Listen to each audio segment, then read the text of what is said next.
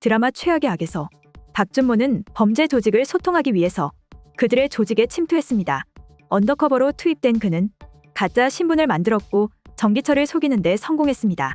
정기철은 처음에 박준모를 의심했지만 박준모의 조작된 신분은 완벽했기 때문에 그를 믿을 수밖에 없었습니다.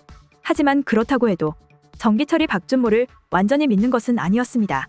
정기철의 최측근에 있는 사람들은 모두 학창시절부터 수십 년을 함께 해온 사람이었습니다. 그들에 비하면 지금까지 함께 해온 시간이 너무나도 적었습니다. 정기철이 박준모를 믿기 위해서는 결정적인 사건들이 필요했습니다. 박준모는 경찰들을 건달인 것처럼 위장시키고 정기철을 공격하게 만든 다음 자신이 정기철을 구하는 시나리오를 짰습니다.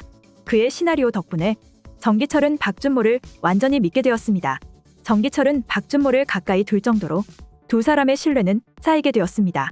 그런데 건달들이 떨어뜨리고 간 물품에서 경찰 마크가 새겨진 흔적이 발견되었습니다. 정기철은 그것을 보고 다시 박준모를 의심하게 되었습니다. 그는 박준모에게 총을 쥐어주며 내 눈앞에서 사람을 죽여보라고 말했습니다.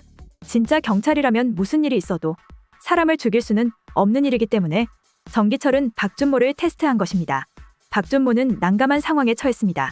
정기철의 신뢰를 얻으려면 방아쇠를 당겨야 했지만 그렇게 되면 박준모는 범죄자가 되는 일이었습니다. 그가 아무리 언더커버라고 하지만 박준모의 진짜 정체는 경찰이었습니다. 경찰이 임무를 위해서 누군가를 죽이는 것은 절대로 허용될 수 없는 일이었습니다.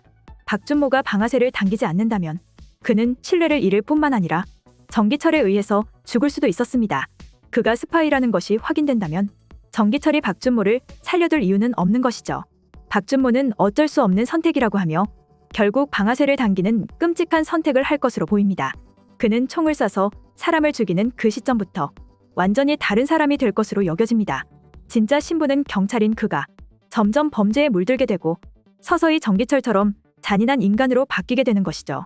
사람을 잔인하게 처단한다는 것은 정기철처럼 수많은 악행을 저지른 사람에게는 별다른 일이 아니겠지만 박준모에게는 엄청난 충격으로 다가올 것 같습니다. 그는 혼란과 고통 속에서 점점 자신의 정체성을 잃어갈 것으로 여겨집니다.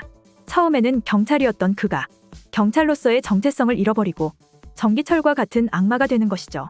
물론 어디까지나 뇌피셜이긴 하지만 박준모가 어쩔 수 없이 방아쇠를 당기게 되고 그로 인해 그는 정기철과 같은 끔찍한 범죄자로 변해가는 것이 아닐까 추측됩니다. 다음 회가 기다려집니다.